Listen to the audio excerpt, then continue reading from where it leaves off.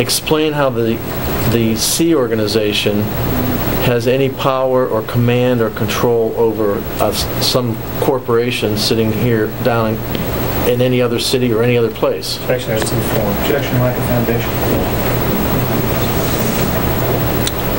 When you're recruited into the Sea Org, you're made part of a, quote, team, and you learn the procedures of the Sea organization that are completely independent of the organization that you're in. You have your own rights, your own rituals, your own language, your own uniforms, your own lifestyle, and so it begins to take on a life of its own. And so you just learn as part of your training that there are Sea Org echelons, just like there are Sea Org seniors. And you just learned it from the start by studying the material that certain Sea Org echelons can order other Sea Org echelons. It's just part of your training. Move to strike. Was there any financial involvement in Special Project with any of the other Scientology organizations? Objection. It's incomprehensible. I understand what you're asking. Objection, lack of foundation.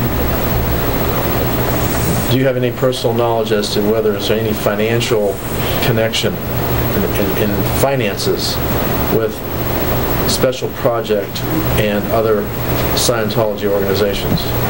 When we came out of the closet as ASI, there was. All right, but before that, before ASI, did you have any personal knowledge of whether or not the Special Project was involved in any financial dealings with any of the other Scientology organizations? No. Okay. At what point in time did you learn, if ever, that, well, no, strike that. Did Special Project ever become known by some other name? Yes. All right, what was that name? Author Services, Inc., or ASI. Objection, move to strike, ask and answer. And when did that happen? Objection, move to strike, objection to the form, ask and answer. That occurred probably around, I would guess right now, August of '82. What was the purpose, if you know, of why it went from Special Project to ASI? When we were to the form. When we were Special Project, we were using several offices in a CMO building in Los Angeles. Since we were for-profit and it was a non-profit organization we were in, we couldn't be known who we were. In August, we obtained office space down on Sunset Boulevard, moved out, and then we could assume the name. Move to strike. When you moved from the CMO building to the Sunset Boulevard office, and the name became Author Services, Inc., was that a for-profit or not-for-profit? ASI was for-profit. Was this a new corporation that was formed, or the same one? Was Special Project a corporation? No, it was just the name for ASI. Okay. And when ASI was formed at the Sunset Boulevard office, was it a corporation? ASI was formed in late '81. We simply transferred our location in August. Okay. And what was your position at ASI? I was what was called the PA, because we didn't want to use the public relation designation, so it would be different from the church. I was public affairs. Move to strike. And as the position of public affairs, what was your duties? I was director of PA. I was called what we call DIR PA, Director of Public Affairs, which was basically that position was in charge of all public relations regarding L. Ron Hubbard. And what did you do in reference to public relations for Mr. Hubbard? Well, for quite a while we worked to beef up the LRH PR network, which was the internal network within the church that handled his own public relations. And we also had to beef up the PR network within the Office of Special Affairs, so they knew what to do about how to promote L. Ron Hubbard. And did ASI have any financial dealings at all with any of the Scientology or not-for-profit corporations or organizations? Considerable. Lack of foundation. And how do you know that it had considerable? Considerable. How do you know it had considerable financial dealings with the not-for-profit corporations? Because we're a small organization.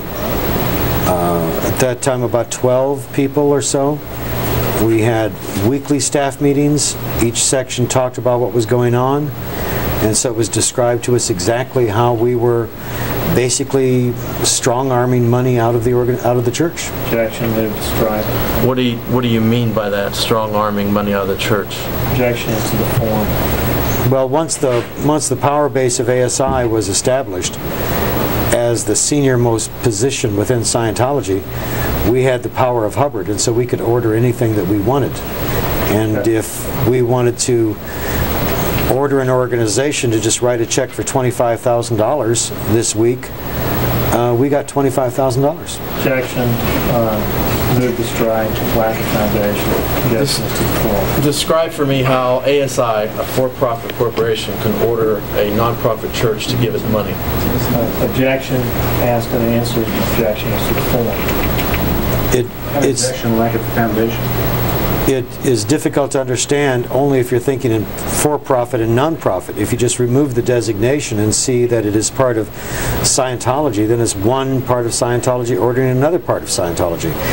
That's how we viewed it. We never viewed it as any degree of corporate integrity.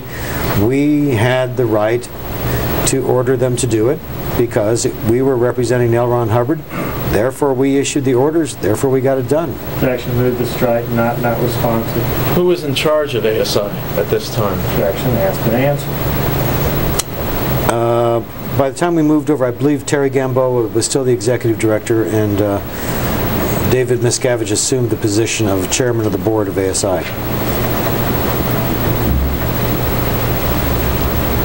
What is it about ASI, though, that the Church of Scientology organizations would recognize it as the head of Scientology? Objection is to the form of the question. The power of Scientology until Hubbard died always originated from wherever he was and the issues were being ordered. So if he was on the flagship Apollo, or if he was at Gilman, or wherever his immediate messengers were, that's where the power would come from.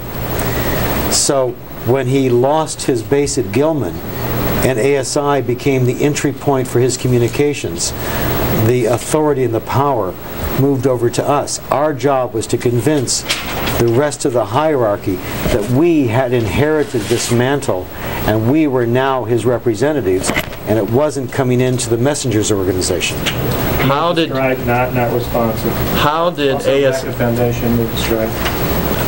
How did ASI convince the other organizations that ASI was now in charge of Scientology rather than Commodore's messenger service? Objection as to the form. Objection, asked and answered. That was mainly carried out by David Miscavige, Norman Starkey, who was also a messenger, Terry Gamboa, who was also a messenger. Since I wasn't a messenger, messengers were a very tight-knit group. Messengers sort of spoke to messengers, so it was they who basically put this into order and got it enforced. I simply sat back and watched the results. All right.